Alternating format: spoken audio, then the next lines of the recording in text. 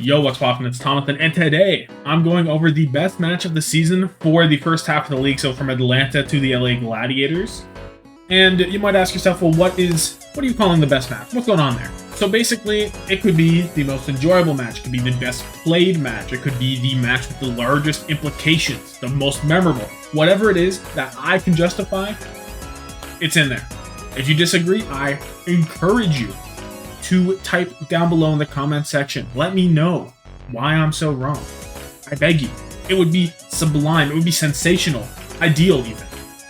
So anyway, starting off with the Atlanta Reign. For Atlanta, I went with their Mid-Season Madness lower bracket round 1 match of the Seoul Dynasty, which ended up being a 3-2 win for Atlanta.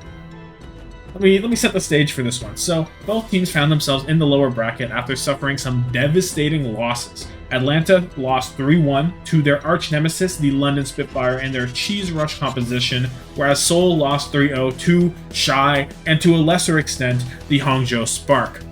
So this was just an epic clash between the top of APAC and a very highly rated NA team. And neither of them were supposed to be here. They were still both supposed to be up top, really. So to me, this was the peak of the Atlanta Reign season. I was firing on all cylinders, and the style of Sojourn was winning very hard. And basically, whenever they won a map, it was Kai being the best player in the lobby that really spearheaded them to victory. You also had Venom being able to just fuck on Tracer. That guy is a magician. And whenever he wasn't able to do it, because there's maps, like a Circuit Royale, you don't really want a Tracer the whole time. So Nero comes in and was able to fill in on whatever he wanted. The Hanzo, the Tracer, himself on the Tracer. He can do it. The Genji, the Sombra, it was there. Nero had it on lock. Then you have Hawk out on the Doomfist and finding huge success, as you would expect. But he did have a Winston moment on King's Row that left a little something to be desired, I would say. Nothing too big. His Doomfist was still top-notch. And in fact, in the head-to-head against Smurf on the Doomfist, which Seoul chose to take multiple times and never found any success with, Hawk was just better. Atlanta was just a better team in the mirror, and for some reason Seoul chose to take it a lot. Not like they were super bad at it, but against Atlanta and Hawk on the Doomfist, Seoul do lose. And then you have the backline. You just have the back. They got to show off their flexibility. You got OG on a Zenyatta pick on the Lucio, because Zen, 225 HP, had the kick at the ready. He was a strong character. And then you have UV playing Ana, Bap, and Moira when the situation called for it. I don't know how the Moira pick won, but it did. I don't know. So this match, to me, it just felt like Atlanta was... This is where I think of Atlanta. If you say, well, how good was Atlanta really this season? This is the match that I would point out. Maybe you could go further down the line. Yeah, maybe they had a better time against some people as they played more. But this one is really what cemented it to me. This is where they started their run in that Mid-Season Madness. Now we have the Boston Uprising. For this one, they didn't have very many high-stake games. The high-stake one was the play-ins, and they did not do too well. But I went with the Summer Showdown Qualifier Week 18 victory over the Vancouver Titans, a 3-2 reverse sweep victory for the Uprising. And this match actually did have some serious implications to determine who would sneak into that final play-in spot. At the time, Boston was 5-12 and Vancouver was 3-14, but they had just won 3 of their last 5. This is the Junker Queen meta, right? And they had found some new life, and they were looking rejuvenated and ready to really make a run at a potential play-in spot. So they were already locked into the Summer Showdown playoffs. The Vancouver Titans were, not Boston, right? So that's that. It's not too much for the actual things, but in the long run, Vancouver losing this game basically was the nail in their coffin. They weren't making it to the playoffs. Or the play-ins, at least. They weren't even making it there. They were going to be solidly bottom 3.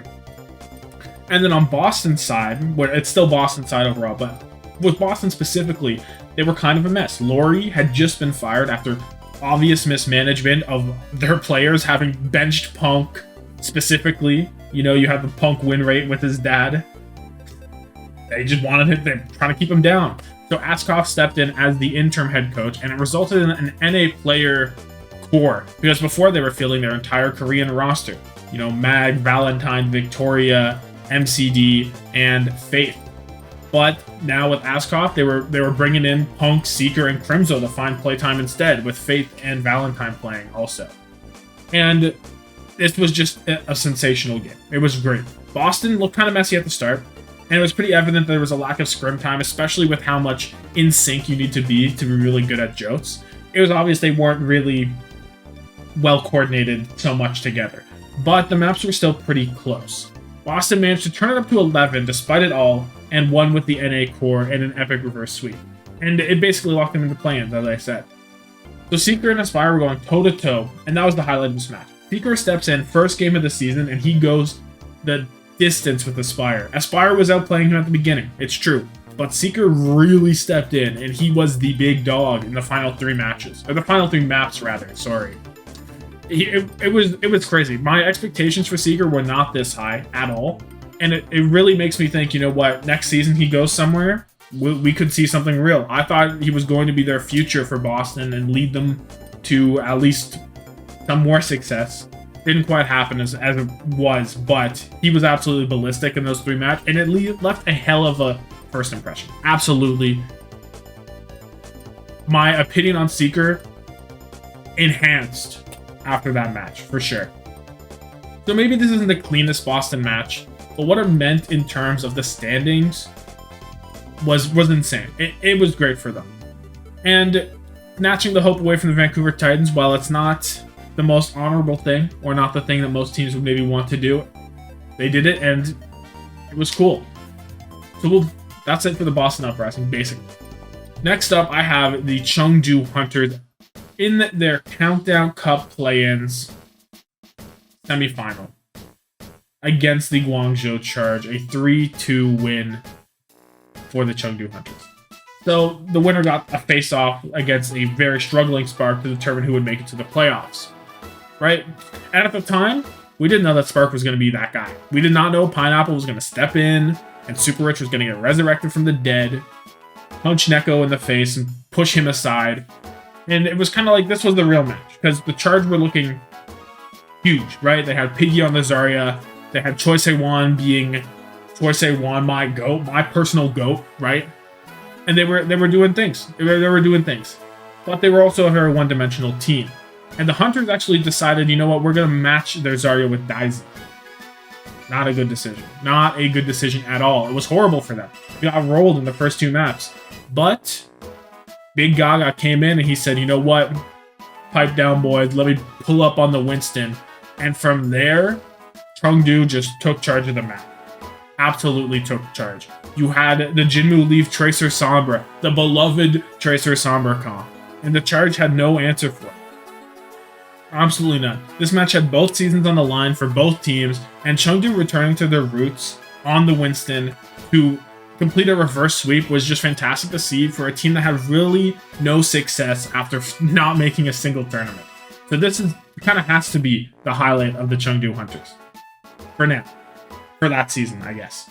Dallas Fuel. So the obvious one, obviously, against Shock in the Grand Finals. That map 7, 4-3 win for Dallas. There's no other option. There's nothing else you can put there conceivably. It's like, and I'm trying not to do duplicates, so whenever Shock comes around, that's next video. Tune in for next video if you want to know what I'm doing for Shock. Because honestly, I got no clue until I sit down and actually start speaking with my mouth. But it has to be the Grand Finals. The Dallas Hive Mind on full display, a complete understanding of the meta, the immovable object of the Dallas Fuel, just putting the conceived, unstoppable Proper Sojourn, just halting him in his tracks. Not really, because Proper almost won that series, but they did stop him. They slowed him. He was slowed. Victory. That's a victory. And there was an argument for every single player on this roster to be the playoff MVP. Fearless, obviously, who ended up winning it. Fielder, I think, could have been there. And you could have had Edison there, for sure. Even though I am kind of a known Edison hater. If you look at my top 5 Sojourn TikTok, the whole comments are like, Edison snub. And I'm like, nah, I don't think so. But Edison could have had it. I think it would have been valid for Edison to have it. Sparkle and Chio would have been a harder sell. But regardless, they all played exceptional. But specifically, the Fearless Redemption arc was very sweet. It was so poetic, you know, going 0-40 Shanghai, coming back to Shanghai, then leaving Shanghai, and then watching Shanghai win. Like, come on, that's tough. That's tough. So it's really nice that he got to step in after not playing this much this season and really do it. And then Edison on the Sojourn, I have to admit, he did step up. I don't think he outplayed proper, but he did all you possibly need your Sojourn to do with the amount of space Fearless was making, with everything Dallas was doing to set him up for success. There's nothing wrong with that. Sparkle and the Reaper, that's not... Edison was their Reaper guy, right? Whenever they were Hanbei on Zarya, Edison on the Reaper guy. So Sparkle coming in and taking that role and not really missing a beat, also great. And Fielder just showed the world how to play Kiriko. If you're... Even today, with many more days, weeks of the Kiriko development, if someone says, how do you play Kiriko, you still show them a Fielder vibe, right? And that was right at the beginning. He's that good. If I want to try and give you not the obvious answer of this Grand Finals, you could say the Summer Showdown because they were just head and shoulders above everyone else. There was like 3 tier breaks between them and the next best. Like, it wasn't even close. No one could hold a candle to them. No one. Except Washington, who actually somehow went to map 5. But that doesn't count. Washington is not a real team. Don't look at that. Hanbin, like, the whole team was 3 tiers above everyone, but Hanbin was like 6 tiers above everyone on Junker Queen. Like, so there's that one, I guess, if you want to, but this was definitely the best Dallas field map, I would say, for me. Next up, I'm going with the Florida Mayhem. And I'm going with their Summer Showdown lower bracket quarterfinal match against the London Spitfire, ending up in a 3-2 reverse sweep for Florida. And this is the second time that Florida decided in a tournament, the first time was Kickoff Clash, they went from the worst looking team in the tournament. They looked horrible in their first few matches, in their first match and the 2 maps basically in the Kickoff Clash. They were horrible. This one, pretty similar. They looked really bad. Then they played Vancouver in the lower bracket. It was a win, and they didn't look spectacular. It was against Vancouver, who, while they made it there, were not the highest rated team, right? And then they weren't looking too good against London this time either. But then the halftime comes out. Gunba must come in, being like, yo, boys, pick it up, I got this, do this, this. He probably filled them in. He got the download. He plugged a microchip into all of the computers at the London Spitfire Toronto Defiant homestand. I was there. I can account for this. I saw Gumba walk up into the stage and unplug USB ports from everyone. He got the download. He inserted it directly into their back of their neck. And from there on, Florida just won. Just won. That's that. Like, the first time, I think this is better from the first time because the last time XC was brought in and he just kind of won for the team, right? He just kind of saved it. This time, it was none of that. Hydron was still there. Hydron, the GOAT, was still there. And they stuck to their guns, which is so crazy. They come in map 3, they're down 2, and they're on Watchpoint Gibraltar, and they say, fuck it, we're going to continue doing our Ana Zenyatta backline weird stuff, which I discounted the entire way through. I was like, this is not good, stop doing this. And they pull it out, and they just win Watchpoint, they go on. It was crazy. The entire team perked up. The mental perseverance to do this, not once but twice, was just, it boggles my mind. It boggles it. I was there live, right? I remember that. And I remember I went to go play Overwatch 2 because they had little setups so you could go play the game, and the beta was gone. So I was like, you know what? This is Florida were losing quite badly. I'm like, I'll go do it. I look while I'm playing, I'm in the line, and I see Florida bringing it back, and I'm like, I sat my ass back down and watched an incredible match. Like, actually crazy. Also, Majed Lucio. We forget Majed Lucio. It was way better than it was supposed to be. In the qualifiers, he was ass. This time, he was just on it. I don't know. So this is why I like Florida for this one. Maybe this is kind of biased because I was there live. That's something I consider. So now, going to the Guangzhou Charge. We're going back to APAC. Bring it over to APAC. I'm going with their Countdown Cup qualifier week 21 match against the Shanghai Dragons. Ended up being a 3-2 win for the Charge. So this is where, to me, Charge really solidified themselves as an actual threat. The team had finally settled down with everything in place. And despite losing to the Hunters 2-3 a day before, they brought it out big time versus the previous champions. They were just coming off a Summer Showdown win with this 5-map banger. And it wasn't like the Dragons were trolling. Yeah, no, Flutter's not who are you. No, he's not. But the Dragons were still playing fine. They were playing not Summer Showdown champion level maybe, but still like top 2 team in APAC probably. Maybe not top 2, but still a top. Like they weren't slouching. You know what I mean? It's Shanghai Dragons.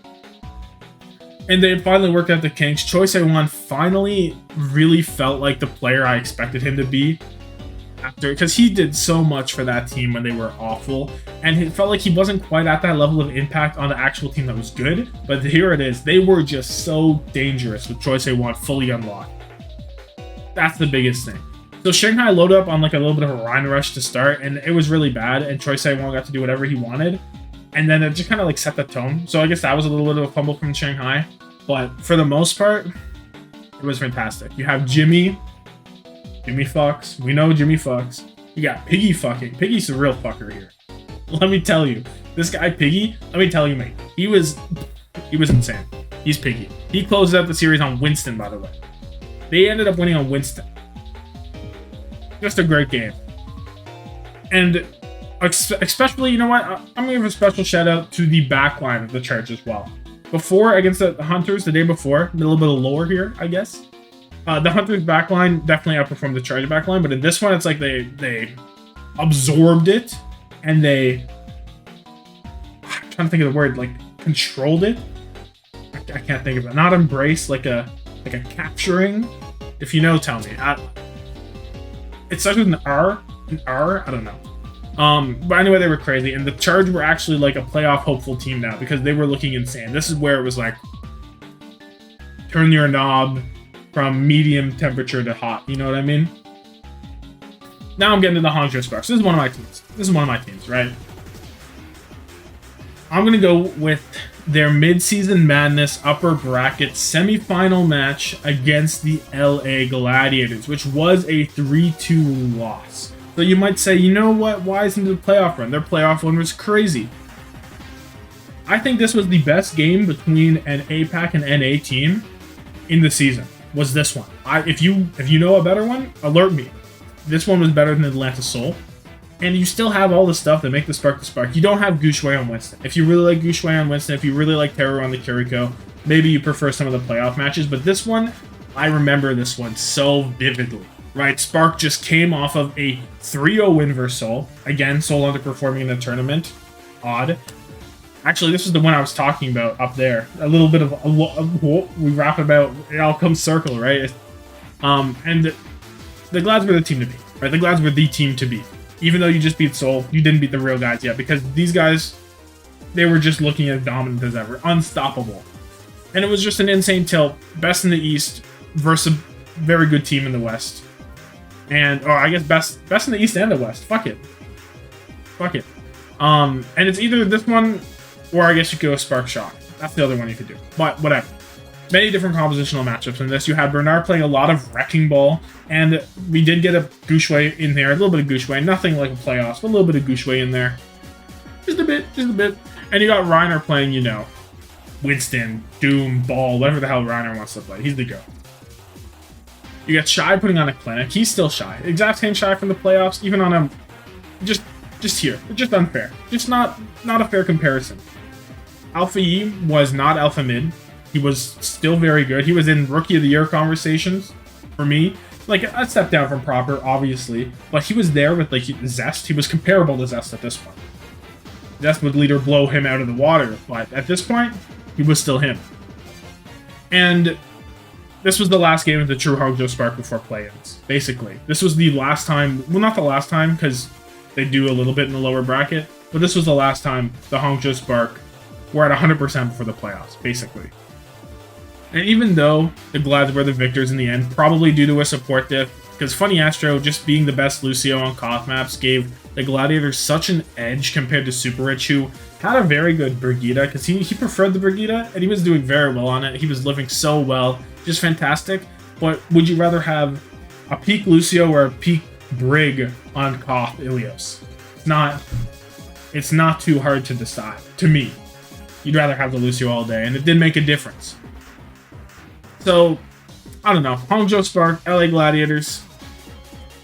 That's what I'm going to go with, because I want to. So now I'm getting to the Houston Outlaws. And there's a lot of options with Houston, because Houstonable, they had a nice playoff run. They have a lot of nice things. They have Hawk Despair, the C9 against Atlanta, which I would attribute that to Houston more. But I'm actually going to go with their Countdown Cup qualifiers, Week 23 win on land against the Dallas Fuel. Yes, the stakes, not too high. Not high at all. But it was still in front of a live crowd, and it's still the battle for Texas. So I think it's valid, and because I think it's valid, I'm putting it on the list. I don't care. This was the point where some teams had learned that BAP was actually the answer in the Countdown Cup meta, right? Over Ana specifically. And these two teams had exceptional BAP performances. Creative pulled up and made everybody forget that Iris was like the BAP player, right? They said, fuck it. Creative's here. He had an insane BAP on him. Didn't know that. I've learned something new about Creative. Then you get Dante stepping in and diffing Hanbin on Zarya. And I'm not saying, oh, they won, so it was a diff. No. Statistically, it was not even close. Dante was a significantly better statistical Zarya. I'll put the stats on the screen. I'm not going to read them off, but you can see the stats. Insane. Just insane. I did not know Dante had that dog in him like that. I really didn't. That should not be allowed to happen. It was kind of insane. It just is insane. And it made me shift my view from Dante being more of a, obviously he can play the Junker Queen, he can play the Doom, but we didn't really see a whole lot more. And this is where I was like, oh shit, hold on. His Zarya is actually real. His Diva is actually real. He can hang. He can actually hang. So maybe this is where I get people saying, oh, you're overrating Dante. Maybe it's because of this match. Maybe. I don't care. It was insane. It was great. And it's also kind of cool to see the season's end. Not like the exact end, I don't know. Maybe this was their last match, but it's nice to see it end as it began. Because the season began for these teams with a homestand between the two of them, right? So it ends like that too. And Houston ends up winning both times. Nice. I think it's cool. Not as iconic as Hawk Despair, but I don't care. I don't care. ICBA. So now I'm going to the London Spitfire. We're almost done, team. And I'm going with their versus Atlanta. In the Kickoff Clash Qualifiers Week 4, which is a 3-2 win for London. You might think, you know what, London deserves better than this. Why are you giving them a Kickoff Clash Qualifier win, best match? Because this is where London became London this season. This is where things took a turn. Before this, the Ron Comp was kind of still a meme, right? It was still a meme. This is where you see them beat Atlanta. You see them crush Gator. This is where Chatty really begins. Gator locked the ride and got dick down. Oh my lord, that was not... I can't show that on the screen. I can't. That would make... I'll get demonetized. I would put it up anyway. Fuck it. This is... My god. And Atlanta had no clue what to do. They actually had no clue. This is where the whole cheese comp thing starts. This is it. And London would continue to just... alpha up on Atlanta. They could not.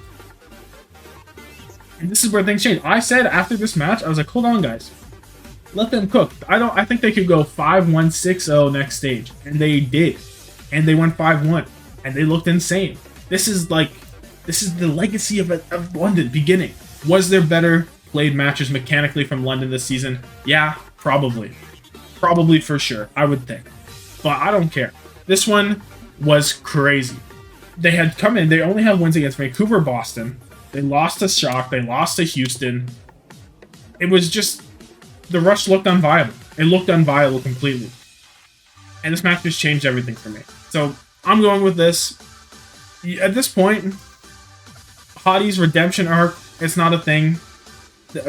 Nobody could predict he was going to turn to an eventual role star for the season. After, before this, it just wasn't there. This is what I'm going with for London. And then finally, last one of the video.